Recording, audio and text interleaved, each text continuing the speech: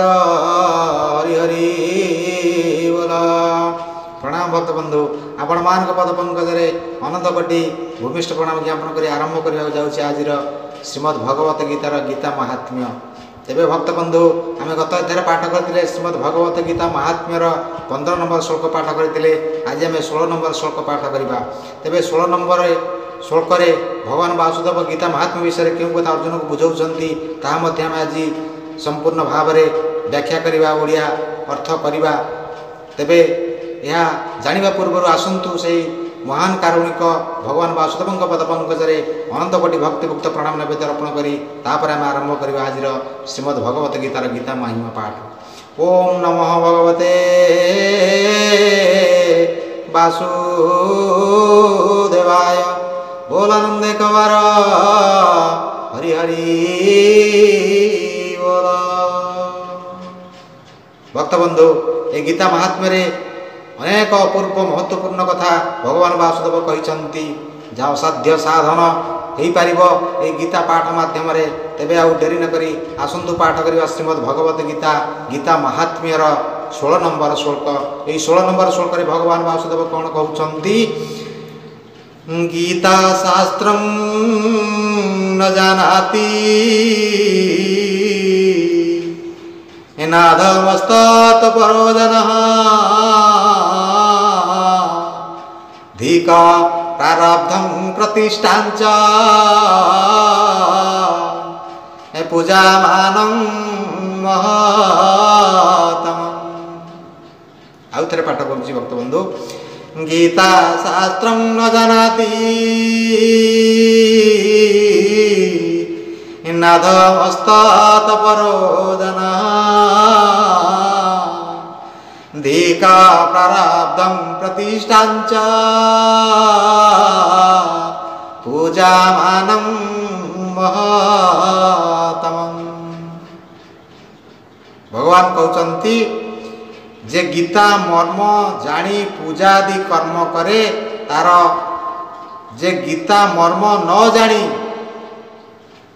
पूजा आदि कर्म करे तार मान महत अधिक अटे। जे गीता न जानी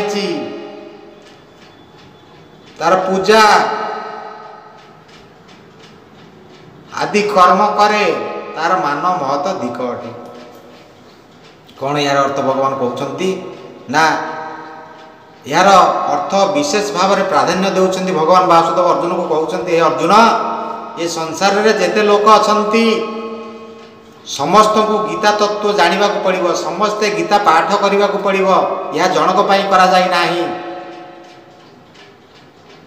समस्ते सबु मनीष ये विश्व संसार रो दुर्लभ जीव बा श्रेष्ठ जीव बा सामाजिक प्राणी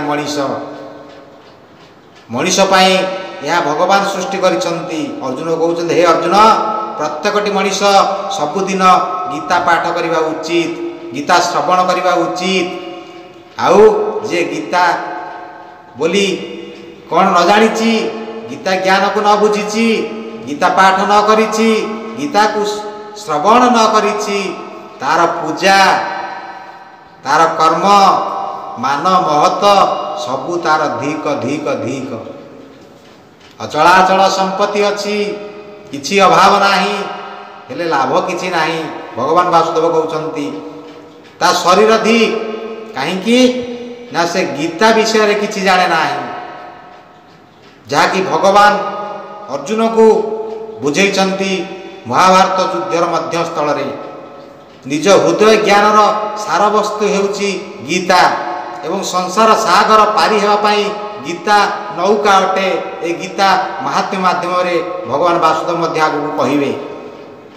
तेणु भगवान कहते एठार 16 नंबर श्लोक कहते कि जे गीता विषय किसी न जानी, जे गीता पाठ न करी, जे गीता को हस्तर धारण न करी, जे गीतार श्लोक को कर्णरे न शुणी, जार भूत पवित्र शब्दराजी को ये चर्म नयन दर्शन न करी, जार भूत पवित्र अमृतमय श्लोक को ये जिह्वा पाठ न करी, ये मन तन्मय होई नाची न उठी, ए हृदय भाव विहर न हो जाइछि तेबे तार समस्त पूजा कर्म मान महत सबु धिक धिक सत धिक अटे।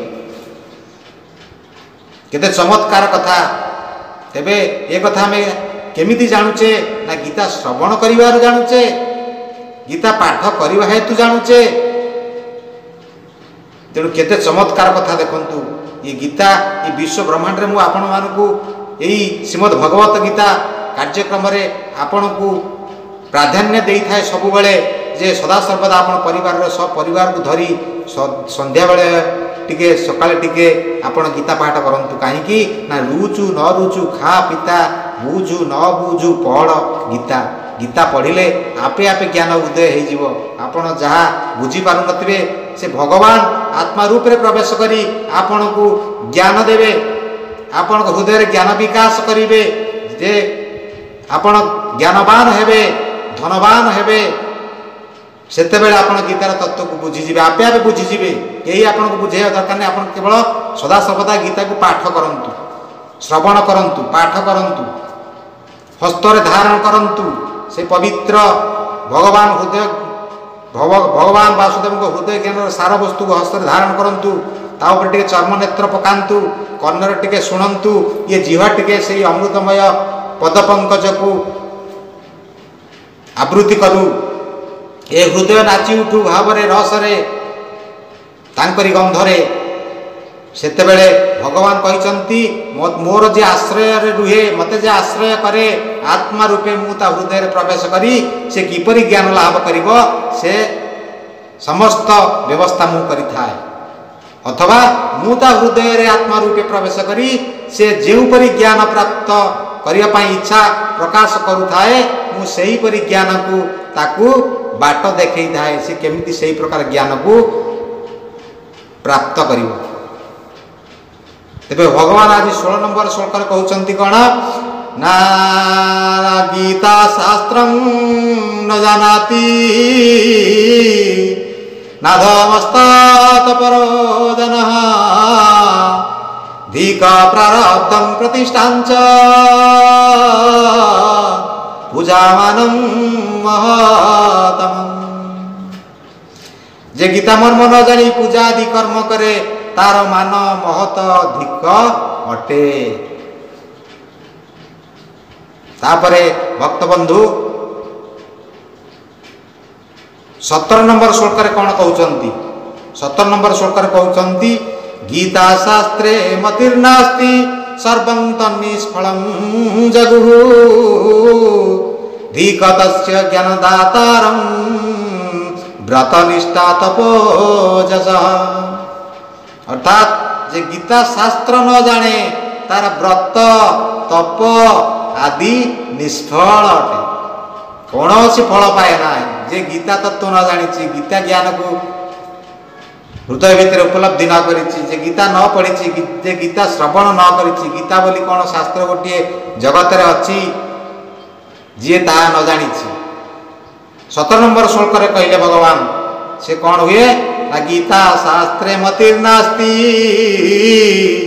सर्वं तन्निष्फलं जगुः धीकतस्य ज्ञानदातारं व्रतनिष्ठा तपोजसा। जे गीता शास्त्र को न जाने तार व्रत तप आदि निष्फल अटे। निष्फल विफल कौन सी फल पाए ना। जेते तप करू, जेते पूजा करू, जेते व्रत करू, कौन सी फल ताकू मिली न थाए। काहेकि ना से गीता तत्व जाने ना, गीता पढ़े ना, गीता को श्रवण करे ना।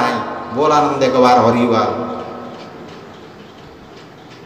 तेणु ये मो प्राणर भक्त बंधु माने सदा सर्वदा यही कार्यक्रम माध्यम आपण मान विनीत भाव अनुरोध करुच्ची।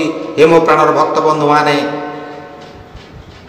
आपण को आपण गीता को धारण करतु, हस्त धारण करी पठन करतु, सदा सर्वदा पठन करतु।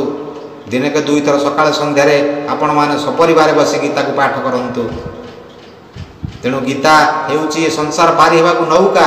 तेणु गीता को छाड़ी अन्यत्र केबे पाद बढ़ातु ना। सदा सर्वदा ये गीतार नौकार बसवा को चेष्टा करंतु, गीता को पाठ करने को चेष्टा करंतु, गीता को श्रवण करने को चेष्टा करंतु। तेणु हे मो प्राणर भक्त बंधु मैंने आज आम पाठ कले श्रीमद् भगवत गीता गीता महात्म्यर 16 नंबर 17 नंबर श्लोक आगामी भाग में पाठ करवा श्रीमद् भगवत गीता गीता महात्म्यर 18 नंबर श्लोक से पर्यंत ये अधम सुरेन्द्रनाथ माझी को आपण मैंने जहाँ दोषादोष थी निज निज गुण में क्षमा प्रदान करी आज यही भागरू ये अधम को विदाय दिंतु आपण मानू विनीत अनुरोध सहकारे अनुमति भिक्षा करुअछि। तेणु आज एपिसोड को यही रखिया पूर्व आसतु मो प्राणर भक्त बंधु मैंने ये अधम सहित एकत्रित हो जोड़ हस्ते भक्तिपूत चित्रे भगवान वासुदेव पद पंकज अनंत कोटि भक्तिभुक्त प्राण दर्पण करी आज यही सांग करवा श्रीमद् भगवत गीता गीता महात्म्यर यही अपूर्वमय अध्याय को। ओम नमः भगवते वासुदेवाय बोल आनंदे कवार हरि हरि